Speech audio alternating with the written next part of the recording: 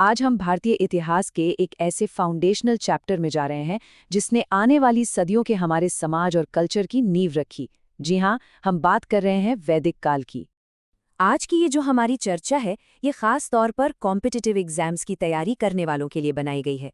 हम ऋग वैदिक काल की कबीलाई जिंदगी से लेकर उत्तर वैदिक काल में राज्यों के बनने तक की पूरी कहानी को स्टेप बाय स्टेप समझेंगे।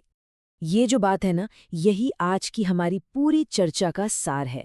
सोचिए, ये सिर्फ एक लाइन नहीं है, ये तो 1000 साल के बदलाव की पूरी कहानी है। एक ऐसे समाज की कहानी जो यज्ञ, जानवरों को पालने और कबीलों वाली जिंदगी से शुरू हुई और कहाँ तक पहुंची, संगठित राज्यों, खेतीबाड़ी और एक बहुत ही कॉम्प्लेक्स सोशल सिस्टम तक।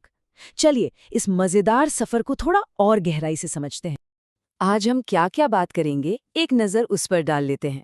सबसे पहले वैदिक काल का इंट्रोडक्शन लेंगे, फिर ऋग वैदिक और उत्तर वैदिक काल की जिंदगी को समझेंगे, दोनों की तुलना करेंगे, फिर एग्जाम के लिए जो ज़रूरी फैक्ट्स हैं वो जानेंगे और आखिर में पूरी बात को एक लाइन में समेट देंगे। तो चलिए, पहले सेक्शन से शुरू करते हैं, वैदिक काल का एक परिचय। यहाँ हम इस बहुत ही महत्वपूर्ण दौर की नींव रखेंगे ताकि आगे की सारी बातें आसानी से समझ आ जाएं। देखिए, इतिहासकारों ने इसे समझने में आसानी हो इसलिए इस लंबे समय को दो हिस्सों में बांटा है। पहला है ऋग्वैदिक काल, जो लगभग 1500 से 1000 ईसा पूर्व तक का है। इसका नाम ऋग्वेद पर पड़ा है, जो इसी दौर में रचा गया। और दूसरा हिस्सा है उत्तर वैदिक काल, जो करीब 1000 से 600 ईसा पूर्व तक चला। और हाँ, ये जो दूसरा दौर था ना, इसी में सबसे बड़े सामाजिक और राजनीतिक बदलाव हुए थे। तो अब आते हैं हम अपने दूसरे सेक्शन पर। यहाँ हम थोड़ा टाइम ट्रैवल करके उस शुरुआती वैदिक समाज को देखेंगे, जैसा हमें ऋग्वेद से पता चलता है। कैसा था उस समय का जीवन, लोग कैसे रहते थे, आइए जानते हैं। ऋग वैदिक समाज की सबसे पहली पहचान थी जन। अब ये जन शब्द किसी जगह या इलाके के लिए नहीं था, बल्कि लोगों के एक ग्रुप यानी एक कबीले के लिए इस्तेमाल होता था। जैसे ऋग्वेद में पुरुजन या भरत जन का जिक्र मिलता है, मतलब उनकी पहचान उनकी जमीन से नहीं, उनके अपने समुदाय से थी। ये एक बहुत ही जरूरी फर्क है जिसे हम आगे समझेंगे। जरा सोचिए, एक ऐसे समाज के बारे में जिनकी पूरी जिंदगी पशुओं और खास तौर पर गायों के आसपास घूमती हो। बस यही था ऋग्वैदिक जीवन।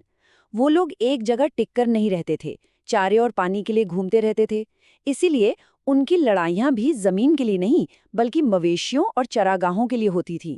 और इन लड़ाइयों में उनके सबसे बड़े हथियार थे घोड़े और रथ। उस समय कोई खानदानी राजा नहीं होता था। सिस्टम काफी हद तक डेमोक्रेटिक था। लोग सभा और समिति जैसी काउंसिल्स में इकट्ठे होते थे, जहां लड़ाई और शांति जैसे बड़े बड़े मामलों पर बात होती थी। और इन्हीं सभाओं में से वो अपने सबसे बहादुर योद्धा को अपना लीडर चुनते थे, जिसे राजा कहते थे। लेकिन ये राजा आज के जमाने के राजा जैसा बिल्कुल नहीं था। न उसके पास महल थे, न कोई रेगुलर आर्मी, और ना ही वो कोई टैक्स वसूलता था। अगर हम धर्म की बात करें तो ऋग्वैदिक लोग प्रकृति की शक्तियों से बहुत गहराई से जुड़े थे। वो इंद्र, जो युद्ध और बारिश के देवता थे, अग्नि, जो आग के देवता थे और इंसानों देवताओं के बीच एक तरह के मैसेंजर थे, और सोम, जो एक खास पौधे से बनने वाला पेय था, इनकी पूजा करते थे। पूजा का तरीका भी बड़ा सिंपल था, भजन गाना और यज्ञ करना, जिसमें पुरोहित देवताओं को आहुतियां देते थे। चलिए, अब हम तीसरे सेक्शन में आते हैं, जो एक बहुत बड़े बदलाव का दौर था। लगभग 1000 ईसा पूर्व के आसपास एक नई टेक्नोलॉजी ने भारतीय उपमहाद्वीप के समाज को हमेशा के लिए बदल कर रख दिया। एक नए युग की शुरुआत हो रही थी। और ये बड़ा बदलाव क्या था? ये था लोहे का इस्तेमाल।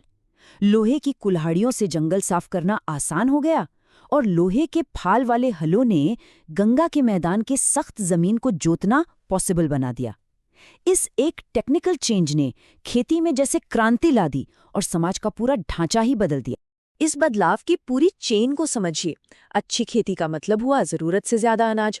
अब लोगों को खाने के लिए भटकना नहीं पड़ता था, तो उन्होंने एक जगह बसना शुरू कर दिया। इन्हीं बस्तियों को जनपद कहा गया। अब लोगों की पहचान जन यानी कबीले से नहीं, बल्कि जनपद यानी अपने इलाके से होने लगी।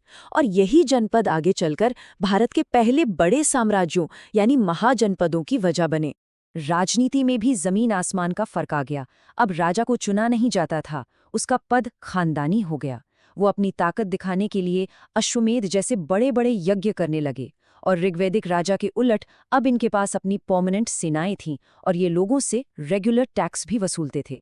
समाज में शायद सबसे बड़ा और सबसे लास्टिंग चेंज था वर्ण व्यवस्था का सख्त हो जाना। समाज अब साफ साफ 4 वर्णों में बट गया: ब्राह्मण, क्षत्रिय, वैश्य और शूद्र। ऋग्वैदिक काल से बिल्कुल अलग अब ये व्यवस्था काम पर नहीं बल्कि पूरी तरह से जन्म पर आधारित हो गई, जिसने सोशल मोबिलिटी को लगभग खत्म ही कर दिया। चलिए अब चौथे सेक्शन में इन दोनों दौर की आमने सामने तुलना करते हैं, ताकि सारी चीजें और भी ज्यादा क्लियर हो जाएं। ये सेक्शन रिवीजन के लिए बहुत ही जरूरी है। तो अब तक हमने जो भी समझा उसके आधार पर एक सीधा सा सवाल उठता है कि भाई इन दोनों दौर में असल फर्क क्या क्या थे। चलिए इसे पॉइंट बाय पॉइंट साफ साफ समझते हैं ताकि ये हमेशा के लिए याद हो जाए। तो ये है 4 सबसे बड़े अंतर। पहला, अर्थव्यवस्था। ये पशु चराने से बदलकर खेती पर आधारित हो गई। दूसरा, समाज, जो पहले काम के आधार पर बटा था और काफी फ्लेक्सिबल था, अब वो जन पर आधारित वर्ण व्यवस्था बन गई, एकदम सख्त। तीसरा, राज व्यवस्था, जहां पहले जन यानी कबीले और सभा जैसी परिषदें होती थीं, अब उनकी जगह जनपद यानी इलाके और एक ताकतवर खानदानी राजा ने ले ली। और आखिर में धर्म, जो पहले प्रकृति की सीधी सादी पूजा थी, अब वो बहुत मुश्किल रस्मों रिवाजों और बड़े बड़े यज्ञों में बदल गई। बस यही 4 बातें इन दोनों युगों के बीच का पूरा फर्क बता देती हैं।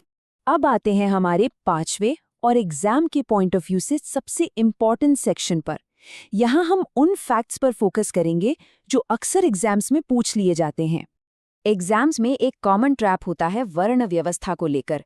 यहाँ गलती नहीं करनी है। याद रखिए, ऋग्वैदिक काल में भी समाज में बंटवारा था, पर वो काम पर आधारित था और फ्लेक्सिबल था, कोई भी अपना काम बदल सकता था। लेकिन उत्तर वैदिक काल में यही वर्ण व्यवस्था सख्त और जन्म पर आधारित हो गई। ये फर्क समझना बहुत जरूरी है। चलिए कुछ और जरूरी फैक्ट्स पर फटाफट नजर डालते हैं। ऋग्वैदिक काल में दौलत का सबसे बड़ा सोर्स क्या था? जवाब है मवेशी। सबसे जरूरी पॉलिटिकल बॉडीज कौन सी थीं? सभा और समिति। ऋग्वेद में सबसे ज्यादा जिक्र किन नदियों का है? सिंधु और सरस्वती। और उस समय की मुख्य फसल क्या थी? जौ। ये वो सवाल हैं जो सीधे सीधे पूछे जा सकते हैं। और अब हम अपनी इस चर्चा के आखिरी हिस्से पर आ गए हैं, जो इस पूरे एनालिसिस का निचोड़ है। तो अगर इस पूरे 1000 साल के इतिहास को सिर्फ एक लाइन में बताना हो, तो वो ये है: वैदिक काल जनजाति से राज्य तक की यात्रा थी। ये एक कबीलाई पशुपालक समाज से एक संगठित कृषि पर आधारित राज व्यवस्था तक के सफर की कहानी है।